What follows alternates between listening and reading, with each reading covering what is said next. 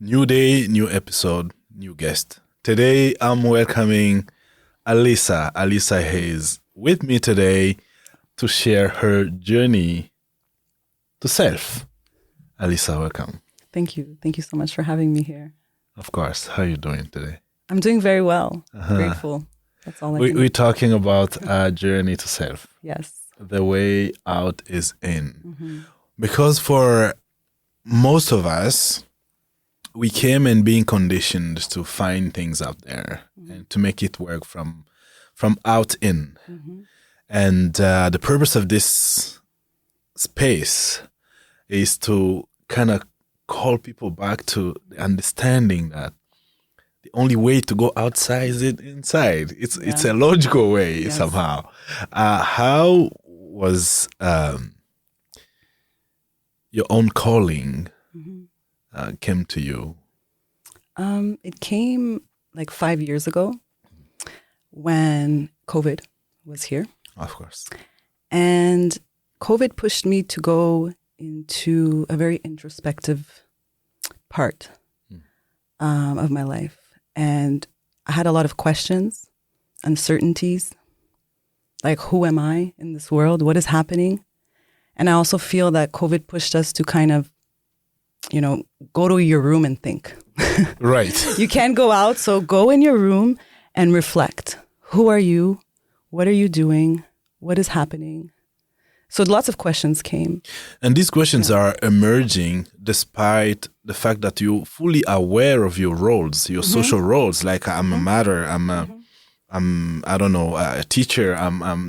Despite all that, this question remained. Yes. Who are you? Who am I?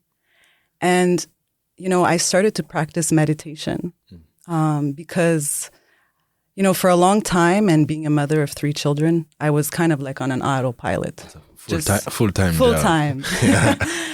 And, I felt that, I was very stressed, a lot of anxiety, and I was looking for ways to help me with that. And so I started to practice meditation. And with meditation, in the moments of silence and just focusing on my breath, these were the questions that were emerging within me.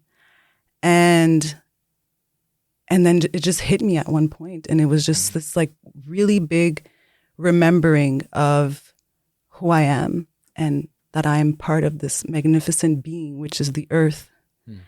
And that, I'm a reflection of her.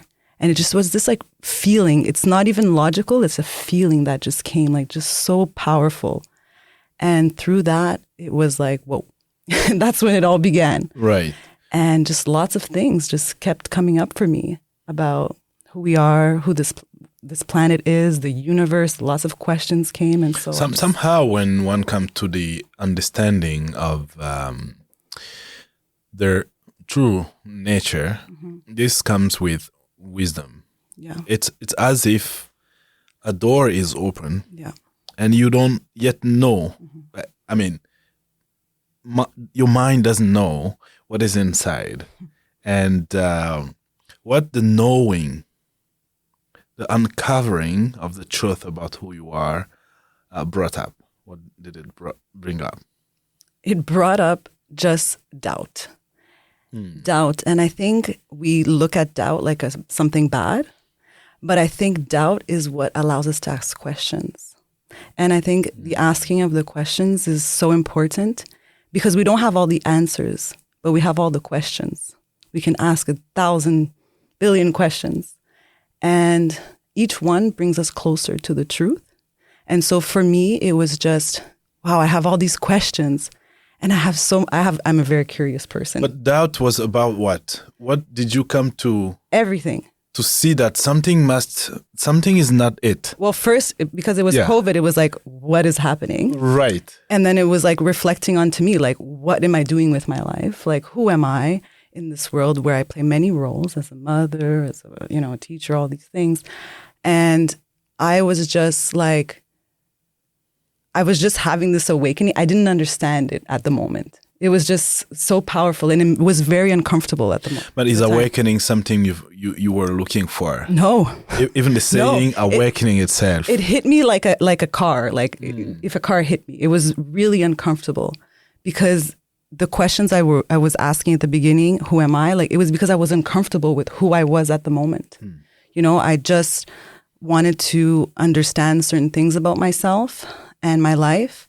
And so the beginning of it was very uncomfortable, you know, and when you look at society, also you have so many questions about what's happening. When you look at your life and certain things, you know, you have a lot of questions. How can I be better? Am I doing the right thing, etc.? So the beginning was very uncomfortable, and it was like filled with doubt, and doubt is uncomfortable because it's like, I don't know, but I'm okay with the I don't know now. Yeah, for most people, actually, it's, I remember I went for this retreat in Mexico where I sat with ayahuasca and peyote, and that's another story.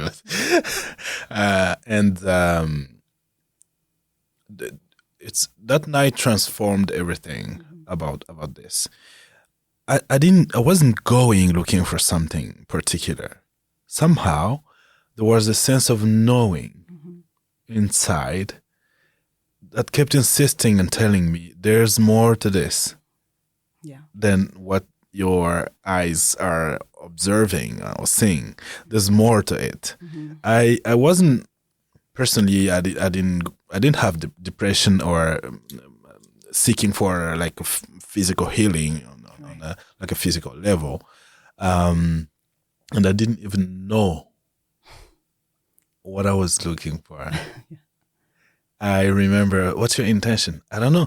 And I didn't even know all these words, awakening. And I didn't know this. I grew up like in a church. I was a Christian. I grew up in a church, and we talk about the Holy Spirit and God and Jesus. That's it. We don't talk about becoming something else. Right. You're the Son of God, and that's it. And you depend on Him, and you ask things, and that's it. So it's interesting that the calling for some people emerge from inside kind of naturally. Yeah. For some others, it's life, it's challenges, maybe suffering, or maybe joy. Sometimes, at a certain extent, pleasure can bring about the uncovering of the truth. And it's interesting that for yourself, it was just this question, existential question. Yeah, very much. Who am I? Who are you? Yeah. And then I started to, do this meditation more frequently. And I had a lot of visions. A lot of images would submerge into my mind. And I would be like, whoa, what is this? And that would Visions showing what? If you can remember. I know sometimes it's ineffable. Sometimes it's hard to put words on these things. Yeah. But briefly like this, what would you like to share? For me, it was like symbols that I didn't understand. And so like very geometric kind of symbols. And I had no idea because although I'm someone that's like, I like to read and I have a lot of knowledge. At that time, I didn't have like much knowledge about maybe what these symbols could be. And if I didn't know if they even existed. And so I remember I drew it and then I put it in, like when you put it in Google search and you can put an image. Right. And I found what it was. Really? Yeah. And it was. So you went from a vision where you saw symbols and then you drew that. Yeah. And then you used Google and you ended up finding that these existed and there's a meaning to it. Yes. That's fascinating. Yes. So it was the flower of life. It was these overlapping circles. And I was just like, okay. And then that just made me start researching about, ancient civilizations and things like that. And I just got really interested in that. And so that's kind of where the journey was began. Just like revealing your own soul path. It's like I knew what it meant already, and it's like I had the knowing already within me. So just like it was an activation of that in my cells that happened and through meditation. And so, then that made me ask more questions. So it's just like it's always like never ending. Now the door is open and you keep going. Yes, absolutely. Yeah. And now you're talking about your love for nature. Mm-hmm. How did this journey lead you to? Did it lead you to discover that you are Earth? Yeah. It was through very meditative state, and it was just like I just felt like I was her. It's just feelings. It's hard to explain. It's not coming like logically, but it's coming as a feeling like I am her. And we can say that we're imagining things, right? It can be hard to understand this, but because I've worked with certain modalities as well. It's like a sense of knowing. Mm-hmm. You just know. Yeah. So it's not like an intellectual knowing. No. It's something. Everything about you knows that. Yeah. It's really a feeling. Right. It's and when it comes, it's so powerful, and it's almost like overwhelming because it's like, whoa, I don't get this. Is it my? And then you question yourself, like, is this my imagination? Am I imagining this? Am I crazy? But with time, it just made sense.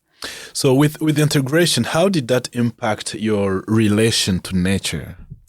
It just made me appreciate it so much more. Because, when we go outside and when we're doing things outside, we don't really take the time to appreciate. And for me, it was just like, oh my goodness, like the water, it's a spirit, the minerals, they speak to us. And it was just like, oh, my phone is made of minerals that are communicating data with me. It was just like connecting everything, how it's all in our reality. It's all in everything that we do, every single element of this earth, which is like who she is. So it was just like, wow, it was just these realizations I was having. I was like, how can we deny this? Right. So it was very like beautiful and powerful for me, but it just made me appreciate her so much more. In my own initiation, the first transmission. I love to call it transmission more than a teaching, because it's not like something I would understand with mind this way. It's like a code. It's activated, and somehow you just come to know something this way. And but it was so I was shown like in a vision. I was shown like a zebra, a drawing of a zebra, and then a question was asked: "What do you see?" And I said, it's a drawing. It's a zebra. I said, no, it's not. It has life in it. I'm like, but it's not possible. This is just a drawing. Right. And then my spiritual in the vision guide was introducing me to all the realms and things. And I felt like she was a feminine entity. So when she touched it, and suddenly this drawing became a living zebra. Mm-hmm. And I'm like, how did you do that? She said, but that's your power too. You can do it. Yeah. And I saw now a drawing again. I touched it and it became a zebra, a living zebra. And then the transmission was given that there's life in everything. Mm-hmm. There's that was my first a transmission I received. There's life in everything. So going back, I'm talking about this because sometimes we now habituated to like go in parks and nature, but not being fully present to it, not feeling one with it. Yeah. And sometimes we don't see what it has to tell us. What would you advise? And I know advice are not necessarily this generation we're good at how to. We love how to. Yeah. But a conscious practice to connect with nature, something you can share with people who are listening, to become just get a step closer to Mother Earth. What would you share? I say start by looking at the similarities. Mm-hmm. Start to look at the similarities, because through the similarities we can kind of just awaken that remembering, which is like we're so close to nature. Like it is manifested in so many ways in this reality through us, in everything, like I was saying earlier. So just when you're outside, just look for similarities. And I tell that to my kids all the time. And it's what's in my books as well. We will talk about these beautiful, beautiful books. Uh-huh. Yeah. Look for the things that are familiar, that, that look like you, or, and I think that's a great way to start. Can you give an example? If you're going out for a walk in the park, like look for things that can relate to you. Even if you're just looking at a tree, well, oh, wow, we use this tree for wood, or looking at a tree stump, you can see like my fingerprint looks like the tree stump, and looking for things that are familiar. So like what I was trying to say is like, we use wood for the tree for wood, for paper, for shelter, just finding how, and animals do the same thing. So just looking for similarities of how nature is expressed and used in our lives as well. And this, you don't need to think a lot about it. Just be in the moment. Yeah. Be present to it. It will teach you what it has to teach you. Yeah. And somehow you come to know things. Yeah. But I also want to go back to like ask the questions. So that's why like looking for being intentional. How does this how does this tree relate in my life? Like, how do I use it? Just asking questions, right? So to get to that point where you find the connections. Yeah. Mm-hmm. And do one need to go through deep meditative experiences? Absolutely not. Like going for a walk in a park is a way to meditate. Right. Just observing, being quiet.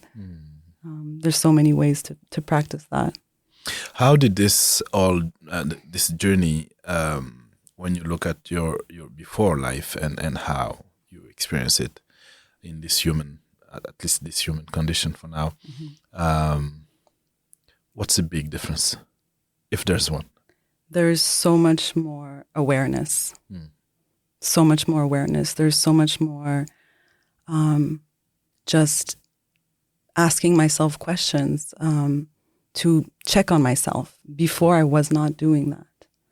And so that has led me to just really be more present and be able to feel things at a deeper level. Mm-hmm. Did it make any difference in the way you playing different roles in your life, like being a mother? Or Yeah, absolutely. As a mother, it made a difference because I was able to share this with my children. And through that, they started to, also ask questions and start to, connect more with things that maybe they weren't learning in school, and even as my role as a teacher, same thing, encouraging children to ask questions, to use critical thinking. Ask questions. Alyssa she's written 2 books for children. And you can see them on a big plan. The first one you published is Before I Go to Sleep. To sleep, right? yeah. Right. So how did you come to have this inspiration to write for children? So it came for myself and my great friend Gael, who also co-wrote the books with me. We were going through a similar process. The inspiration came just as like a really big, almost like a need to share this with others. And I was trying to share this information with my children, like I was saying. And I was like, are there things like this for parents that possibly want to teach their kids the same thing? And so this book is about meditation, and it teaches like kids about the third eye and things like that, and the power of meditation and, the states that it can bring you to. And I was just like, I have to share this with the world. Like, we need more stuff like this for kids. Is this a practical book? It is. It's also practical. Because I can tell. I opened it. It's easy, really easy. It's very accessible for kids. It has images. We can even as you can see, there's a lot of beautiful. And you did the drawing. Yes, I illustrated amazing work. Amazing work. Impressed. Thank you. And so, and it's not hard to. So parents, you can, please get one. What is the main message in Before I Go to Sleep? It's really to teach children mindfulness, the power of meditation, especially in the world we live in today. It should be taught in schools, Isn't that opinion. beautiful? Yeah, because when we talk about spirituality, we talk about mindfulness, meditation, we barely talk about kids, children, you know? We and I don't do this. Sometimes we call them monsters, and you know, and schools are more and more challenged by some kids' behaviors, and we talk more. When I was growing up, we didn't talk much about hyperactivity and these things, but now it's becoming even like it's a norm, pretty much. And having tools to help kids to go within. Yeah. This is amazing. Thank you. Right. Yeah. It's everyone should think about this. What's the age? Yeah. So anywhere from, you know, even if you want to read it to them when they're babies, but I'd say from 4 to 12 years old is what we recommend, the book for ages. But even parents can learn this. Like, we've had great feedback about this book because at the end of it, we have a glossary where we introduce like certain newer vocabulary words that kids probably aren't familiar with, but we've learned that adults are not even familiar with. So, you know, it's been a great tool, and we, you know, this book is so special because it really just like, it came with that, you know, just that real, what we were experiencing ourselves. And it was like, we want to share this with everyone. You know, everybody should be practicing meditation in some form, because we're living in a world where we don't sit down. We're just go, go, go. And especially with children, with the way that the education system is set up, we're not giving children the time to process certain things. It's just take this information and memorize it, etc.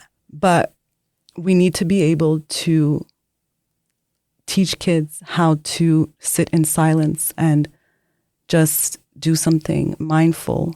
And, you know, for a child, it's hard for them to sit still and just meditate, but there are so many ways you can meditate. And that's the idea of the book, and just to spark that curiosity. You know, oh, Mom, I saw this book and this is cool. Let's learn more about meditation because now I'm interested. And that was really also the intention behind, to spark curiosity behind it. And how would a parent go about initiating their children to meditation? Doing it with them, you know.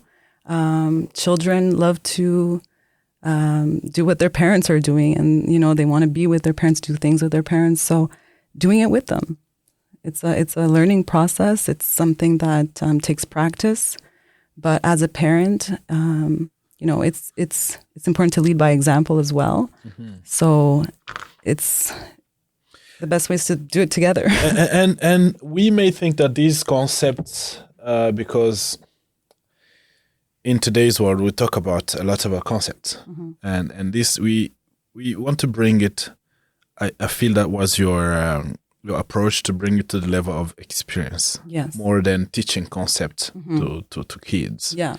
And even if you talk about third eye, but the most important is kids have such a powerful imagination and powerful intuition. They know how to observe. Yes. And I even feel like they're much more present to see and detect differences, resemblance than adults. And it's a better time to get them to start paying attention to what I see inside and how to channel that. What feedback did you receive from some parents that have read or used this book with their children? I'd say in general, the feedback was that it just made their kids want to learn more.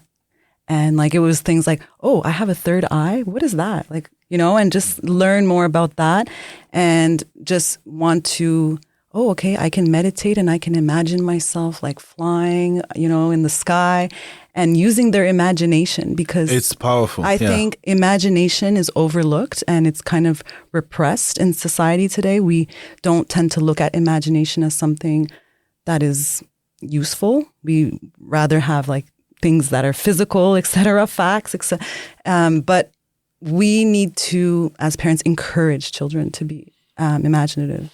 It's quite interesting. When we were growing up,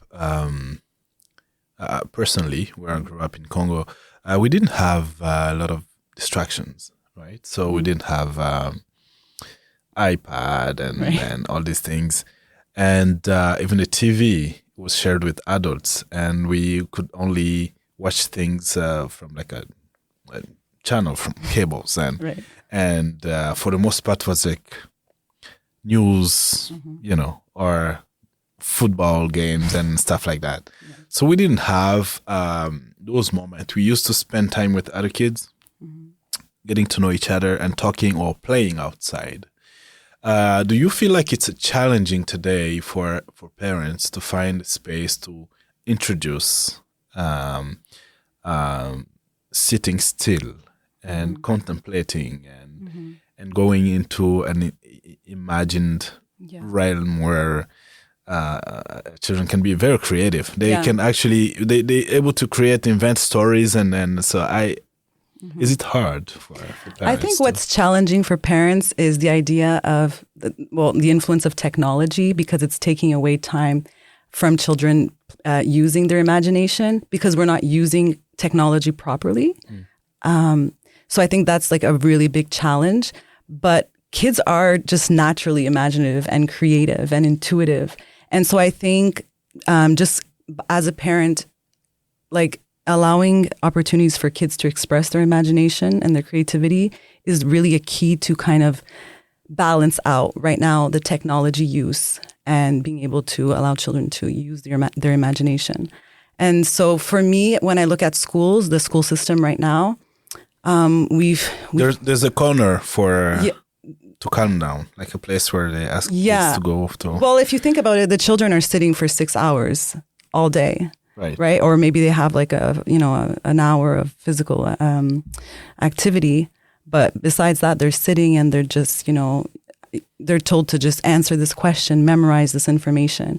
We're not really encouraging them to use their imagination, and so schools are doing that already. And so we as parents, we should be kind of opening the opportunities for children to maybe do that outside of school as well. So either going in the forest and using sticks to build something, just finding opportunities for them to use their imagination and play outside, or even with their friends. Even when they play with like toys, they're using their imagination. They're telling stories. They're, so all sorts of things. But I think it's just, we really, so when I created or when I wrote these books, we started our own like publishing company, and it's called I Am One Creations. And our message or our philosophy is that everything before it was created was imagined. And so we need to not repress our imagination. We need to allow it to occur, because that's how we create new realities. That's how we create new ideas. That's how we problem solve. We imagine solutions in our mind. Everything is in the mind first. And so that was really our philosophy behind our publishing company. And that's kind of like everything behind the books that we've written is to spark imagination. And at the end of the book, you see like she's flying, and she's imagining all of this. Yeah, it's before I go to sleep. Yeah. So this is really an encouragement to have a routine. Yes. On the bedtime. Meditation being a part of that routine. Yeah. And it could be like 5 minutes, or you could associate it to their age. Like if they're 2 years old, okay, let's try to sit quiet for 2 minutes. And then if they're 6 years old, 6 minutes, and just increasing with their age. But kids need to move. They need to move around. So they need to be, doing physical activity. Yes. And so that's why I find it so difficult for children to sit in a classroom for 6 hours. So just encouraging them to just be able to have a moment of stillness and then, okay, go back and play. And this is very helping with emotions management. Yes. Because it's Yeah. learning to stay still and So important. remain inside. So important. And it's so essential in a child's growth. It's important to teach children how to sit with their emotions also and be able to just, question them instead of, oh my gosh, what am I, like I can't sit with this feeling, and then they maybe have a certain behavior, but just instead, okay, what is this that I'm feeling? Where am I feeling it? Right? Where is it coming up for me? So encouraging that in children, because then we would solve so many problems. If you start early. If you start early, we would solve a lot of problems in adulthood. Right? So, yeah. Beautiful. Then we have oneness. Yes. This is a big, Yes. like spiritual teaching about Yes, oneness. it is. When I saw this, I'm like, is this for kids? It is for kids. This book is really special because, again, as we were talking earlier about the connection that I felt to the earth, and I wanted to transmit that through art because I'm an artist. And so when I created this book, it was like the storyline is very simple. The images tell a lot. And it was to not introduce the concept that we are one, but to activate the feeling. Beautiful. Right? To activate the feeling. And so, as you skim through the book, it's all about seeing the patterns beautiful of nature within yourself and how they are reflected in you, even the universe. Like, we are a fractal of it. And it's this beautiful, these beautiful patterns that are expressed through everything. And so, we try to do it in a simple way, but it's also like it's deep, right? Like the practice of grounding. Yes. This is even for adults. But, yes. I mean, and you see, I made it very how do you say, like highlighting almost. Yeah. But to show that we are exchanging with the earth when we ground. We are exchanging, call them electrons, whatever, but it's an energy that we're exchanging. And you don't have to understand the whole science behind it. Yeah, you don't. Because there's research showing that even for adults, for mental health issue, that absolutely walking in the nature and walking barefoot has proven to have absolutely benefit for health, mental health. That's beautiful. And I guess in this book, that's where you encourage children to start noticing similarities and patterns. Yes, that was the intention, to just pay attention, to be a bit more present when you're outside and look for things that are familiar or similar to yourself or to the universe. So we really tried to transmit that message in this book. And we've had really great feedback about it. And we also have it in French. And in French, we call it Uni vers moi. So, Uni vers moi. It's kind of paradoxical. Yeah. But yeah, it is. Uni vers moi. Yeah. Beautiful. And just like the before I go to sleep, we also have a glossary at the back where we even teach some scientific concepts where we introduce words like photons, for example. Kids, what's a photon? Eye gazing, the sun, and exactly. photons. Yes, exactly. So it's also a great resource and to have, if you want to. There's no many resources as for it comes for initiating or training kids to the state of presence, just being present to what is here and now. Yeah, like nature. Yes. Feeling, testing, all these senses, using them at their full capacities when they're young. So they grow up with this culture of experiencing just being one with the nature. And you talk about breathing. Yes, breathing. Yeah. We kind of go back to what you learned in this book about just stillness, breathing. And also with this book, we want to remind people that because we're one with Earth and the universe, like how we treat Earth is also have a reflection of how we treat ourselves, right? So just to have more appreciation for her, because, you know, we're living in a time where, you know, pollution, etc. It's people throwing garbage, whatever it may be, but just to kind of make children appreciate her more, and just. But this is a message for everyone, I guess. I mean, our relation to Mother Nature is. Right. That's why I said it could also be for adults, right? But yeah, it's for everyone. It's the message is universal for everyone, and. Where can people find these two books? So our books are available on Amazon for purchase. So that's where they can purchase them. Beautiful. Do you sometimes organize activities with parents where you... Yes. Because I feel like there's a need to teach parents how to, also in the role of being a parenting, how to be mindful of introducing kids to. So we're currently working on a teaching guide that goes with the books. Oh, beautiful. Yes. And we also have like worksheets that go with the books right now that are free. You can download them and get your kids to work on them at home. So there's various ones for each book. So it's a fun way to integrate the book into the learning experience.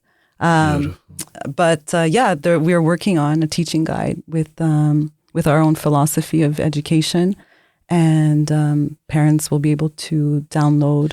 It's beautiful. I've heard you mentioning this your own philosophy of education. What are you referring at when you say that? Just going back to how I was explaining the imagination, the creativity, also seeing that the interconnectedness of all subjects. We tend to separate mathematics and science and you know, language, etc. But our philosophy is much more related to each of these subjects. They tie into each other. They're all connected. They're not separate. Like mathematics is geometry. Geometry is physics. Like just kind of going in that sense, right? It's all connected. It's just an applied way to understand it. And so through our teaching guide, we're like merging these subjects together to grasp like a bigger idea of how we can apply these things into our real world. Yeah, because people growing in like villages and places where there's not a lot of technologies, they're much more closer to nature than we are, and I feel it's very important for and we see how much more creative they are. Like if you need to fix something, you know, a car, they're gonna find a solution because they're using their imagination. You know, and here it's very much more systematic.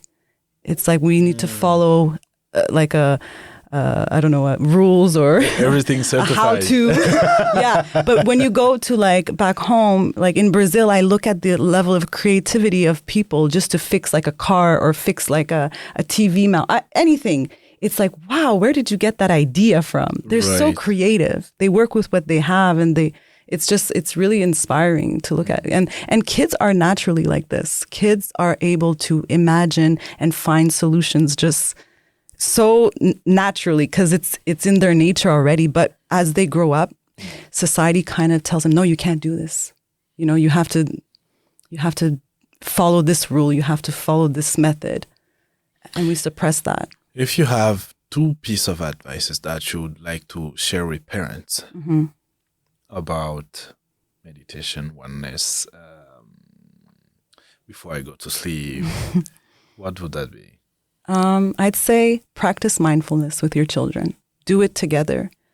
Just learn to sit still and just focus on your breath. It's so important in this world today. The second one would be to encourage, again, imagination and creativity.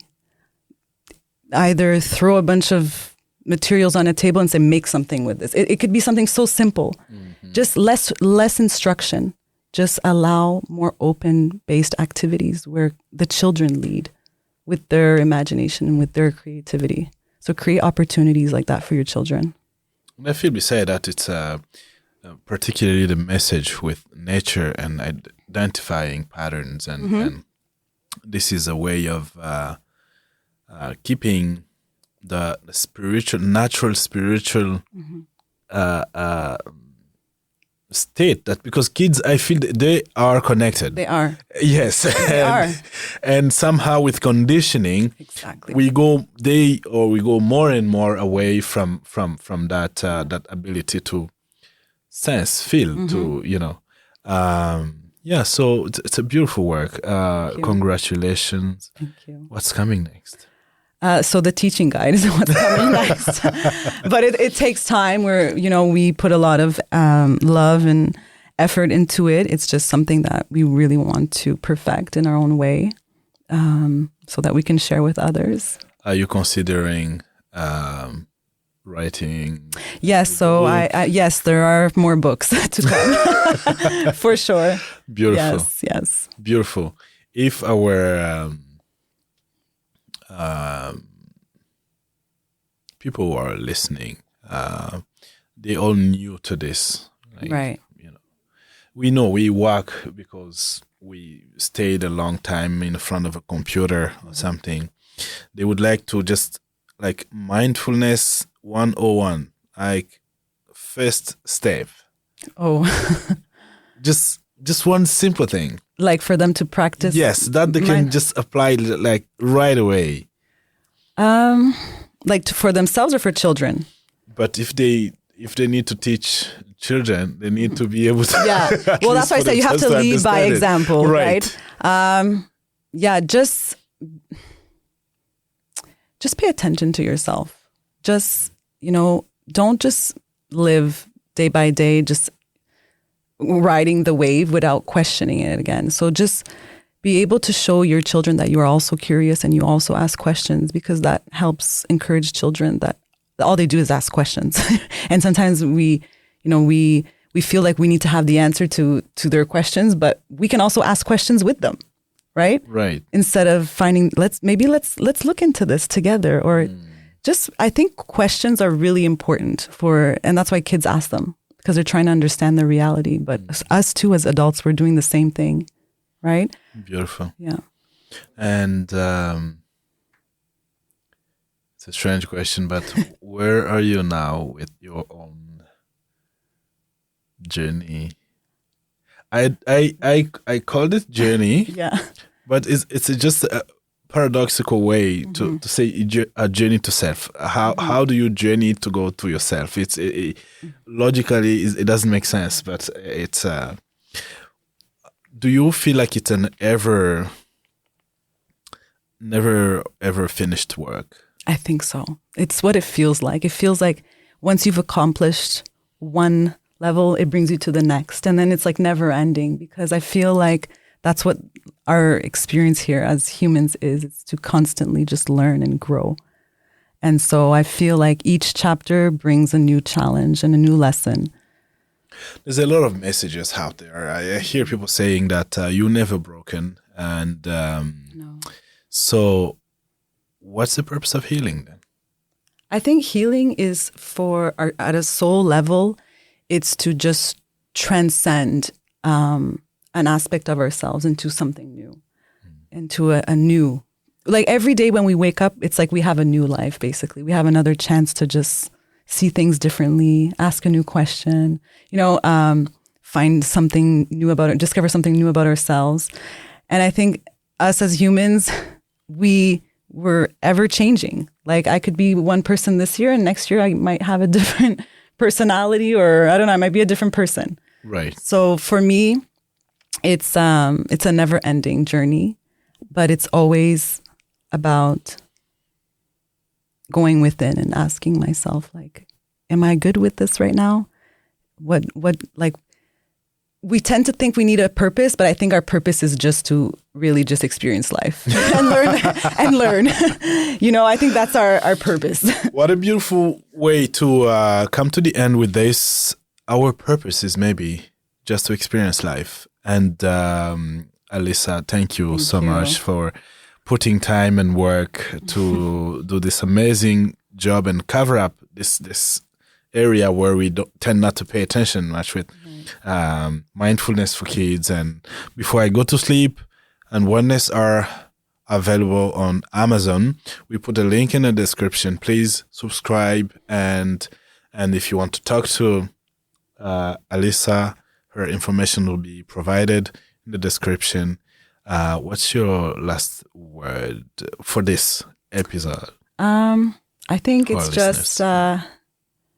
just remember that oneness is like the bridge between heaven, the universe, and us. It's just really, it's love. That's all, right? Just that knowing that we are all one together. And that's it. Before I go to sleep, oneness. It was my pleasure to have this beautiful, beautiful moment with Alyssa. I hope you enjoyed it. I'll meet with you in the next episode. Until then, take care of you. Meditate, ground. You know how to do that, right? See you. Thank you.